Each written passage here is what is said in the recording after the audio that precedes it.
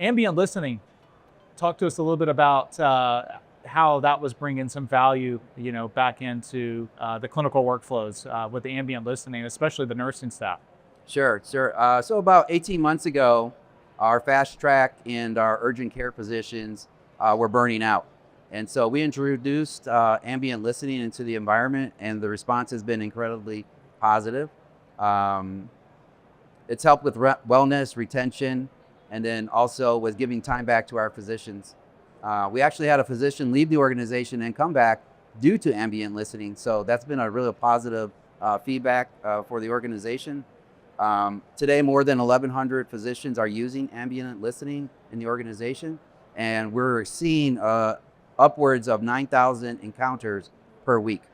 Not only are the physicians using it, but we also piloted it in our clinical units. We have 3 units right now that are piloting, and what we're seeing is a little bit over an hour of charting savings per shift.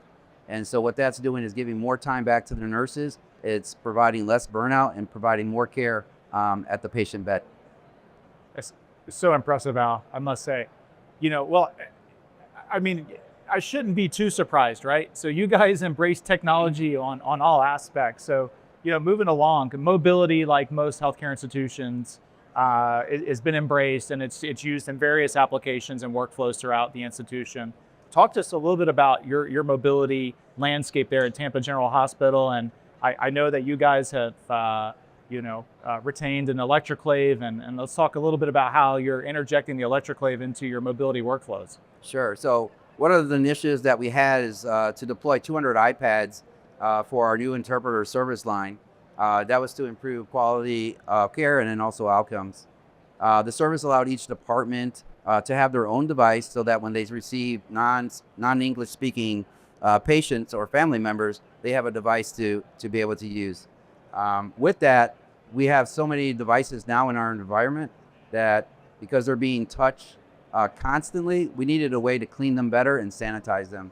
So we brought in the ElectroClave, and so what we're using it for is to sanitize devices before each patient use. What it's allowing to do is take away the risk of bacteria and infection. What's great about it too is that we're not only using it for iPads, we're also using it for iPhones and desktops and laptops as well. And what it's doing is not only protecting our patients, but it's also protecting our staff as well. So I think there was a rumor I heard, you were looking at some data, which I'm not surprised, that after you started servicing your mobility, after it was cleaned with the ElectroClave, you noticed something within your own staff as a trend.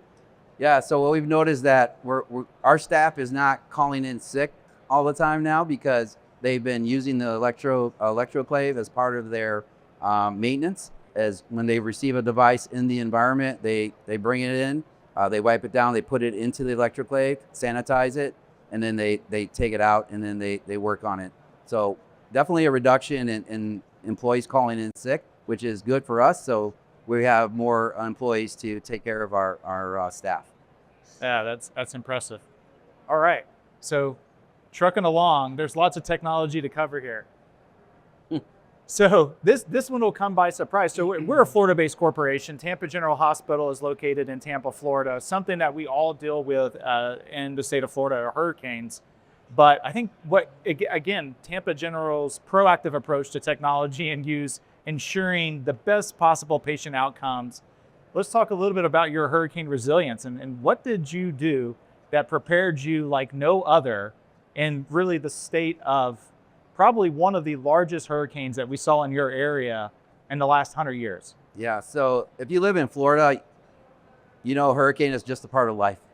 Hurricane season is a part of life. And so we just treat it as a core part of how we operate. So we have a strong emergency management program that we focus on, so that we're ready before, during, and after a storm. But before the hurricane season hits, team members are assigned to a response, recovery, and resource roles. So when a real threat occurs, the team is ready. So we also invested in an AquaFence several years ago, so that when we do receive a hurricane, that we know that one's coming, we put it up so that we don't receive any flood damage. But on top of that, we run regular drills so that when the severe weather hits, that we're not reacting, we're responding. So we talk about the AquaFence. I mean, this is holding back a small puddle. What is this? What kind of body of water is this AquaFence holding back from encroaching upon the hospital? It's basically the bay, the Tampa Bay. You can see we're actually on an island, and what the AquaFence is doing is preventing the water from coming up over into the hospital. And as you can see in the video, that's all water out there. That's a lot of rows that you see there, that it's protecting the water from hitting the hospital. And this is very important, right? I mean, obviously, I think while the main hospital was covered on Davis Island with the AquaFence, you did have another facility that did not have the AquaFence, and as a result, you ended up with some damage, right? Yeah, so we have a Professional Development Institute building. That's where everybody goes to get trained. And so unlike the hospital that did have the AquaFence, this building unfortunately did not. So what happened is it did get flooded and resulted in hundreds of thousands of dollars in damage. 175,000 of that was IT equipment alone. So we definitely had a big impact when those hurricanes do come. Yeah, absolutely amazing. All right, so let's talk a little bit about something we covered actually with a neighbor of yours yesterday from HCA with Isis Lamphere, the infection control director. So you have our products deployed, especially our keyboards and mice, throughout Tampa General Hospital. And the purpose of that is that you want to be able to clean those products, right? We want to reduce that cross-contamination in the environment and ensure a better patient outcome. However, there's a little dirty secret that we unveiled with Isis yesterday. And it comes with two variables around disinfectants, right? Number one, coverage, and then two, dwell. So for those in the crowd that don't understand the differences between that, in order for a disinfectant chemical to work, you must have full contact to the surface, and it must be at full contact for a specified period of time, right? So what does that introduce? It introduces a little human variability, which complicates and maybe reduces our confidence that even though we have a washable product, are we truly getting the reduction of cross-contamination that will lead to better staff safety as well as patient safety. So what we typically see, this is an example of one of our clean wipe keyboards being cleaned by a clinician in the healthcare space. They spend less than 5 seconds on cleaning that peripheral.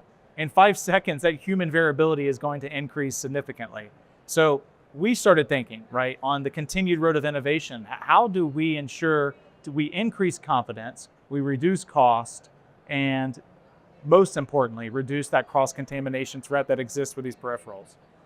So if we're looking at a standard keyboard, right, this is a keyboard that has been contacted with a chemical wipe. It's been wiped left to right, up, down, diagonally, as many times as you'd please. But based on the materials of your standard washable keyboard, as you can see in this image, it becomes virtually impossible to clean because we cannot get full contact. So even if we were able to achieve dwell, we've got one variable still missing, and it's not an or statement, it's an and statement. We must have coverage and we must have dwell.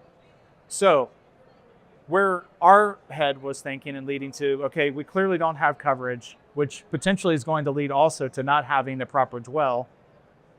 So we developed Seal Shield Surface. This is where we're truly bridging the gap between IT and IP. So on the left in this video, what you're seeing is one of our keyboards that does not contain our new Surface technology.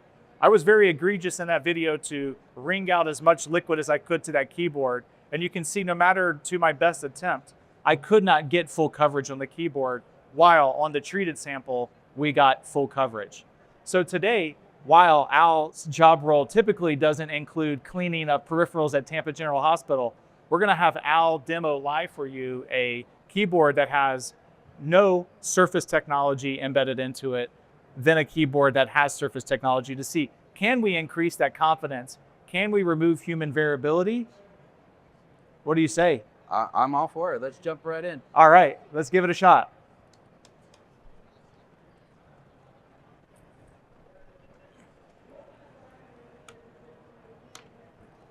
All right, so the first board I'm going to give you is a standard washable keyboard without the Surface tech.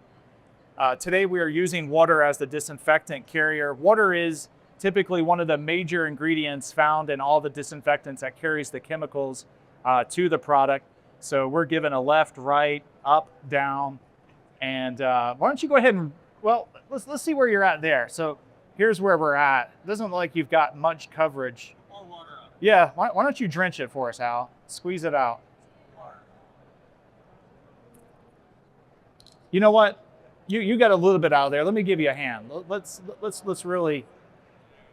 All right, so let's go ahead and wipe it down. We got to move the chemical out. And now what we're looking for again, everyone, is that coverage. I don't know if you're seeing what I'm seeing, but I see lots of streaking and a lot of surface area that is not covered. What do you think? Absolutely, I see the same thing. A lot of invariability here with the coverage on the keyboard. So this would make it virtually impossible in 5 seconds for someone in healthcare to wipe this keyboard and for us to have the confidence that it's actually been disinfected. Yeah, we would need to be here mainly for hours, just trying to get it clean. We might need the AquaFence to surround the entire keyboard and submerge it. I think you're right. Yeah, that's where I'm at. All right, well, let's look at a board that's actually got surface technology. Now, you scrubbed that board quite a bit. You know, let's be a little unfair to the technology here. I want you to try your hardest to not get coverage.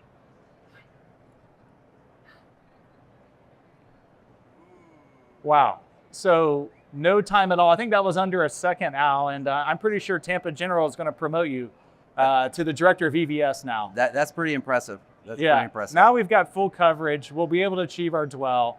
So now what are we doing? We're reducing our cost, right? So we're going to spend less time getting a better result with repeatability, which is going to lead into confidence that we're in fact actually disinfecting what would be a cross-contamination vector. Yes, and you're also removing the human variability out of the equation as well. 100%, all through technology.